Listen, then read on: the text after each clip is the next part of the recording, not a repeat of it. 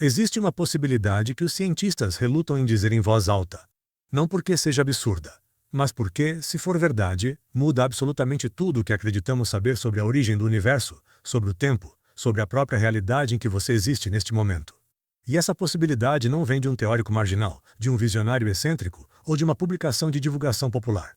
Ela vem de um dos físicos mais respeitados e premiados do século. Um homem que dividiu o Prêmio Nobel de Física em 2020, cujo trabalho sobre buracos negros reescreveu décadas de cosmologia. Ela vem de Roger Penrose. E o que ele está dizendo sobre o que o telescópio James Webb encontrou no fundo do universo é algo que os próprios astrônomos ainda não sabem como explicar. Penrose não usou metáforas quando foi questionado. Ele disse, com a precisão clínica de quem passou 70 anos estudando a geometria do espaço-tempo: estamos vendo algo que não deveria estar lá. Se a teoria padrão estiver correta, isso não pode existir. Pare por um momento. Pense no que significa um Nobel de Física dizer que algo não pode existir. E esse algo estar ali, captado em imagens, confirmado por múltiplos instrumentos, repetido em diferentes partes do céu. Isso não é ficção científica. Isso está acontecendo agora. Para entender o que o Webb encontrou, você precisa primeiro entender o que esperávamos encontrar. E para entender isso, você precisa voltar ao início, ou ao que chamávamos de início. Durante décadas, o modelo padrão da cosmologia foi uma das construções intelectuais mais elegantes da história humana, o Big Bang. Esse instante singular, esse momento zero em que o espaço, o tempo, a energia e a matéria explodiram a partir de uma singularidade infinitamente densa. Explicava quase tudo. Explicava a radiação cósmica de fundo, essa luz fóssil que permeia todo o universo como um eco fantasma do nascimento da realidade. Explicava a abundância de hidrogênio e hélio. Explicava a expansão acelerada do cosmos. Era uma teoria linda, coerente, matematicamente robusta. Era, acima de tudo, uma história de começo. O universo tinha um início. Havia um momento antes do qual não havia nada, nem espaço, nem tempo, nem causa, nem consequência. E a partir desse nada tudo surgiu. Nós surgimos. Durante muito tempo, isso foi suficiente. Mas então chegou James Webb. O telescópio espacial James Webb não é apenas um telescópio maior do que o Hubble. É uma máquina do tempo. Cada imagem que ele captura não é uma fotografia do espaço. É uma fotografia do passado.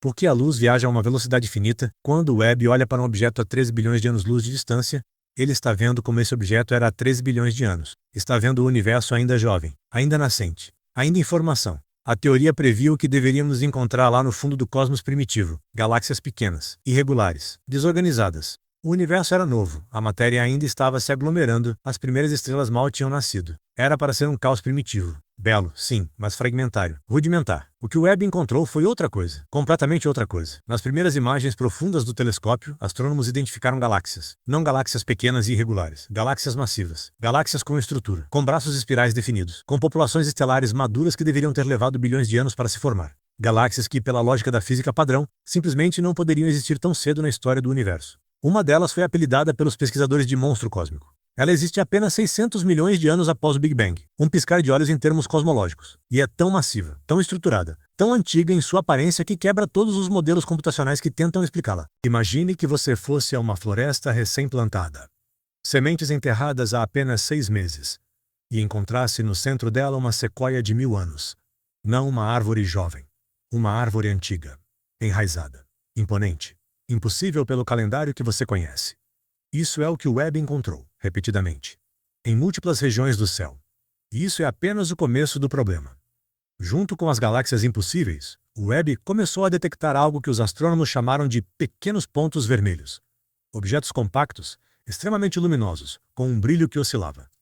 E essa oscilação foi a primeira pista de que havia algo mais profundo por trás deles.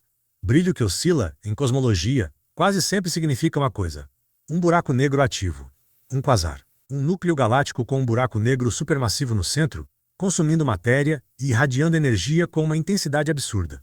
Buracos negros supermassivos, do tipo que existem no centro da nossa galáxia e de quase todas as galáxias grandes. Levam tempo para crescer. Muito tempo. Eles se formam a partir de estrelas massivas que colapsam, e depois passam bilhões de anos acumulando massa lentamente, engolindo gás, poeira, estrelas infelizes que cruzam seu caminho. O buraco negro no centro da Via Láctea, Sagitários A, tem aproximadamente 4 milhões de massas solares. E ele levou bilhões de anos para ficar assim. Os buracos negros que o Webb encontrou nos pequenos pontos vermelhos.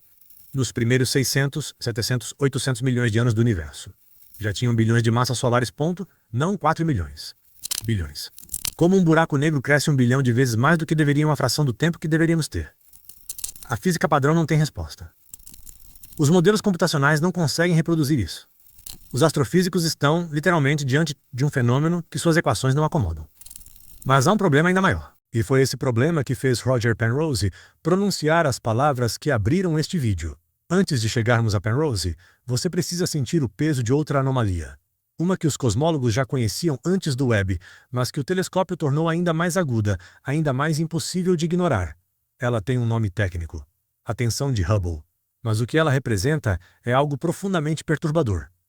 Quando medimos a velocidade com que o universo está se expandindo a partir de objetos próximos, estrelas pulsantes chamadas cefeidas, por exemplo, obtemos um número, um valor para a chamada constante de Hubble, que descreve essa taxa de expansão.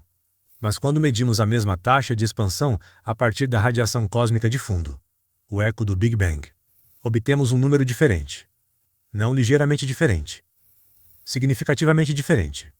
Uma discrepância que aumentou conforme as medições foram se tornando mais precisas. Em ciência, quando duas medições do mesmo fenômeno discordam, existe uma hierarquia lógica de explicações. Primeiro, erro de medição. Mas as medições foram repetidas, refinadas, verificadas por diferentes equipes, diferentes instrumentos, diferentes metodologias. O erro foi descartado. Segundo, instrumentação defeituosa. Mas os instrumentos concordam internamente. O problema não está neles, está na discrepância entre os dois métodos. Terceiro, e essa é a opção que ninguém quer pronunciar em voz alta: nossa física fundamental está errada. Ou incompleta. O Webb foi parcialmente projetado para ajudar a resolver a tensão de Hubble. Ele mediu as cefeidas com uma precisão sem precedentes. E o resultado? A discrepância não diminuiu. Ficou maior. O universo está se expandindo mais rápido do que o Big Bang permite que ele se expanda. Isso não faz sentido dentro da teoria padrão. Não é uma pequena irregularidade que pode ser suavizada por ajustes nos parâmetros do modelo. É uma contradição fundamental entre duas maneiras de medir a mesma realidade. E é aqui que Penrose entra.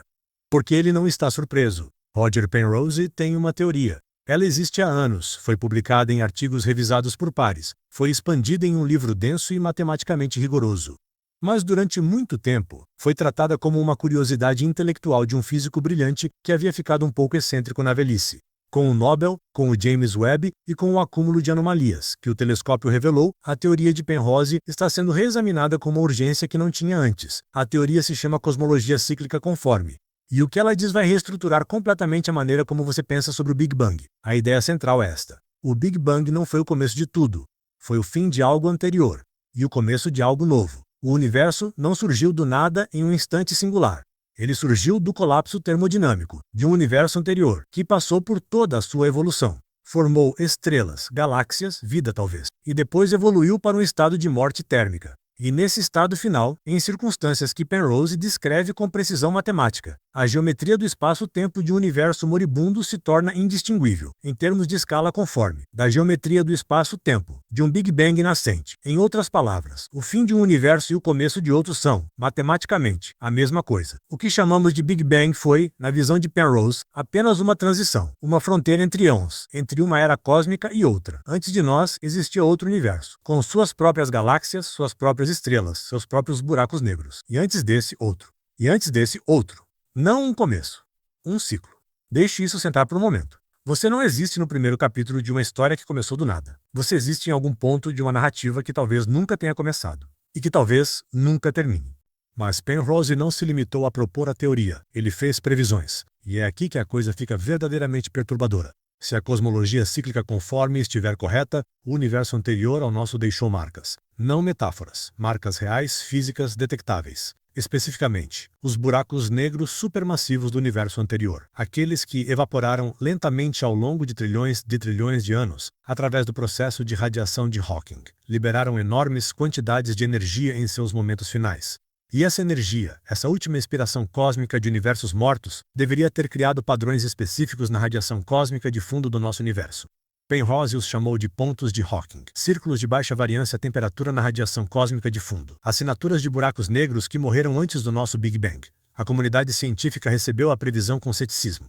E então, anos depois, dois grupos independentes de pesquisadores foram verificar. E encontraram estruturas na radiação cósmica de fundo que são estatisticamente consistentes com o que Penrose havia previsto. Não é prova definitiva. A ciência é cautelosa, mas é um sinal. Um sussurro vindo de antes do tempo, se é que o tempo tem um antes. E o que James Webb está revelando Essas galáxias impossíveis, esses buracos negros supermassivos primordiais que cresceram rápido demais, pode ser exatamente o que se esperaria ver em um universo que herdou a estrutura de um universo anterior. Se o Big Bang não foi o ponto zero absoluto, mas uma transição a partir de algo que já existia, talvez algumas das estruturas que existiam antes tenham, de maneiras que ainda não compreendemos completamente, influenciado o que surgiu depois. Talvez as galáxias impossíveis não sejam impossíveis. Talvez sejam ecos. Existe outro mistério que precisa ser colocado na mesa, um que raramente aparece nas discussões públicas sobre o James Webb, mas que os cosmólogos discutem em tom baixo nas conferências. Chama-se o problema da reionização cósmica.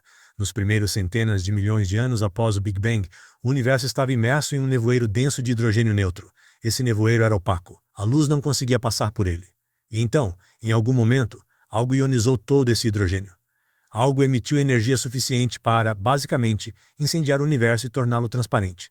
O universo que vemos hoje, onde a luz viaja livremente por bilhões de anos-luz. O problema? Não sabemos exatamente o que fez isso. As primeiras estrelas eram candidatas. Mas conforme o Webb revelou galáxias cada vez mais antigas e as estudou em detalhe, os astrônomos perceberam que as primeiras estrelas conhecidas provavelmente não eram suficientes. Não tinham energia suficiente, em número suficiente, para realizar a reionização na escala e no tempo em que ela aconteceu. Então, algo mais estava lá. Ou os modelos de formação estelar estão errados. Ou ambos. O Webb está lentamente desmontando a narrativa que tínhamos do universo primitivo. Não de uma vez. Peça por peça, anomalia por anomalia. Cada nova imagem revelando mais uma inconsistência entre o que a teoria previa e o que o cosmos realmente fez. E cada inconsistência é uma pergunta. E cada pergunta aponta para a mesma direção perturbadora. E se o universo for muito mais velho, muito mais cíclico, muito mais estranho do que imaginávamos? Aqui precisamos falar sobre entropia. Não como um conceito técnico, mas como uma ideia que diz respeito à sua própria existência. Entropia é, simplificando de maneira que ainda preserve o essencial, a tendência de sistemas organizados a se tornarem desorganizados. É por isso que xícaras quebradas não se reconstituem sozinhas. É por isso que o calor flui do quente para o frio, e não ao contrário. É por isso que você envelhece. Seu corpo é um sistema de extraordinária organização, e o universo está constantemente tentando desorganizá-lo. A segunda lei da termodinâmica, que a entropia de um sistema fechado sempre aumenta, é uma das leis mais robustas da física. Ela define a seta do tempo. O tempo flui em uma direção porque a entropia aumenta nessa direção. O passado tem baixa entropia, o futuro tem alta entropia e nós existimos no momento presente exatamente na fronteira entre os dois. Mas aqui está o paradoxo que Penrose identifica com uma clareza desconcertante. Por que o Big Bang começou com entropia tão baixa? Não é óbvio que devesse. Uma explosão, qualquer explosão, tende a produzir estados de alta entropia, caos, desordem. Mas o Big Bang produziu um universo de entropia extraordinariamente baixa. Um universo estruturado o suficiente para que galáxias pudessem se formar, para que estrelas pudessem se organizar em sistemas solares, para que planetas pudessem desenvolver química complexa, para que essa química complexa pudesse, em pelo menos um caso que conhecemos, organizar-se em algo capaz de fazer perguntas sobre a sua própria origem. Por que o começo foi tão ordenado? Penrose argumenta que a resposta é convencional. Simplesmente foi assim, por acidente quântico. Ou porque qualquer universo que permitisse observadores teria que ter começado assim. É insatisfatória. Matematicamente insatisfatória. A probabilidade de um Big Bang de baixa entropia ocorrer por acidente é tão absurdamente pequena que precisaria ser escrita com um número astronomicamente maior de zeros do que o número de partículas no universo observável. A cosmologia cíclica conforme oferece uma resposta diferente. No final de cada éon cósmico, quando os buracos negros evaporaram, e o universo chegou a seu estado de máxima expansão e máxima entropia, acontece algo matematicamente elegante. A escala do universo perde relevância. As únicas partículas que restam são fótons e outras partículas sem massa. E partículas sem massa não experimentam o tempo da mesma forma. Para elas, um universo imenso e morto e um universo nascente e compacto são, em termos conformes, equivalentes. A alta entropia do fim de um universo se converte, por essa equivalência geométrica, na baixa entropia do começo do próximo. O fim alimenta o começo. A morte gera o nascimento. O ciclo se completa e recomeça. É a física mais filosófica que existe.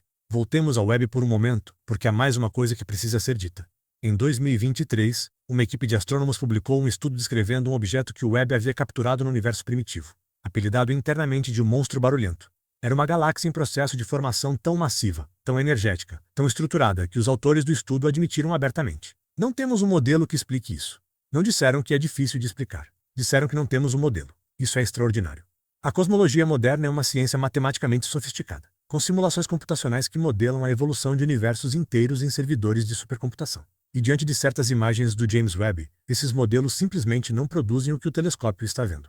A diferença entre nosso modelo precisa de ajustes, e não temos um modelo, é a diferença entre um mapa com alguns erros e nenhum mapa. O James Webb está nos dizendo que não temos mapa, que estamos olhando para o território real pela primeira vez, e ele não se parece com o mapa que desenhamos. Há uma última camada desse mistério que precisa ser explorada, uma que conecta tudo o que foi dito a uma questão que vai além da cosmologia, uma questão sobre a natureza da realidade em si. Se o universo é cíclico, se o Big Bang foi uma transição e não um começo, então o tempo não tem um início absoluto.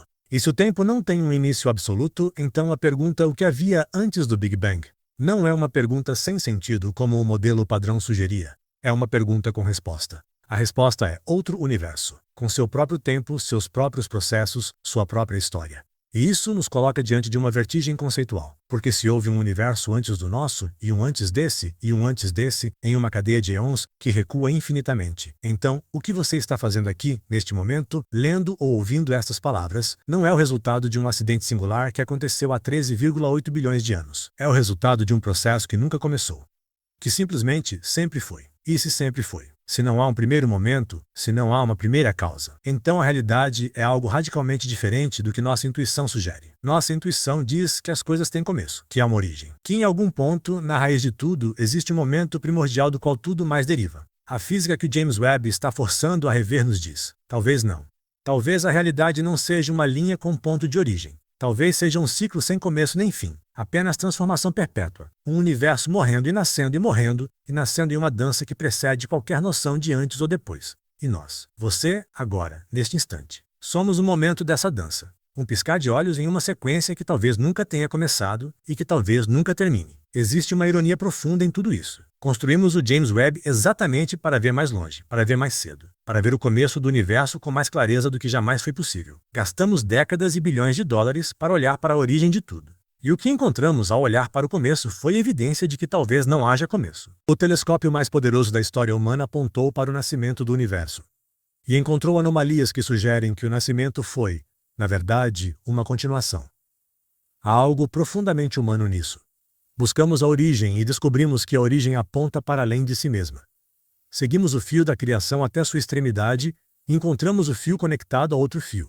E esse é outro, em uma tapeçaria que não tem borda. Rutger Penrose, com toda a sua matemática rigorosa e seu prêmio Nobel, está dizendo essencialmente isso. O universo que habitamos não é o primeiro. Não será o último. É um capítulo em uma história sem começo conhecido. E talvez sem fim. Os pequenos pontos vermelhos que o Webb continua catalogando, esses buracos negros supermassivos que não deveriam existir tão cedo, essas galáxias que parecem velhas demais para o universo que habitam, podem ser o primeiro vocabulário de uma linguagem que ainda estamos aprendendo a ler. Uma linguagem escrita não apenas no cosmos atual, mas pelos ecos de cosmos que vieram antes. E o que fazemos com isso? A ciência continua. O Webb continuará apontando seus espelhos dourados para o abismo. Os cosmólogos continuarão refinando seus modelos ou, quando os modelos falharem o suficiente, construindo novos. Penrose continuará desenvolvendo sua teoria. Outros físicos contestarão, verificarão, tentarão refutar, porque é assim que a ciência funciona, e é por isso que ela funciona. Mas há algo que acontece quando você realmente absorve o que está sendo dito aqui. Não como informação, como realidade. Você está vivendo em um universo que talvez seja apenas mais um elo de uma cadeia infinita. O Sol ao redor do qual você orbita é uma estrela de terceira geração, construída com os restos de estrelas que morreram antes. O ferro no seu sangue foi forjado no núcleo de uma estrela que explodiu bilhões de anos antes do Sol existir. E talvez o próprio Big Bang que gerou toda essa cadeia de causas e consequências tenha sido construído com os ecos de um universo que morreu antes. Você é, literalmente, herdeiro de algo que precede o universo que conhece. E isso é, se você realmente parar para sentir o que significa, uma das coisas mais estranhas e mais belas que a física já sugeriu sobre a sua existência. Não sabemos se Penrose está certo. A ciência raramente chega com certezas limpas, especialmente quando se trata das questões mais fundamentais. Os pontos de Hawking precisam de mais verificação. As galáxias impossíveis precisam de explicação. A tensão de Hubble precisa de resolução. Mas o James Webb não está apenas coletando dados. Está reformulando perguntas. Está nos forçando a reconhecer que o mapa que tínhamos não é o território, que o universo é mais estranho, mais antigo em sua lógica, mais cíclico em sua natureza do que nossa teoria mais bem-sucedida conseguia imaginar.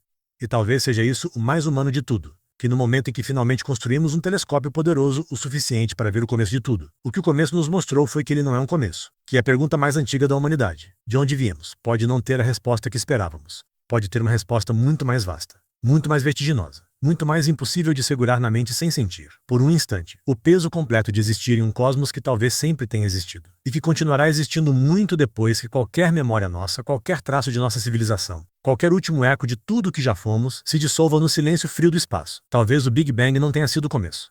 Talvez tenha sido apenas o momento em que o universo voltou a respirar. Se esse vídeo fez você pensar em algo que você não consegue parar de pensar, sobre o tempo, sobre a origem, sobre o que existia antes do que chamamos de tudo, então, compartilhe isso com alguém. Porque essas são as perguntas que nos fazem humanos. E as respostas, quando chegarem, vão mudar tudo.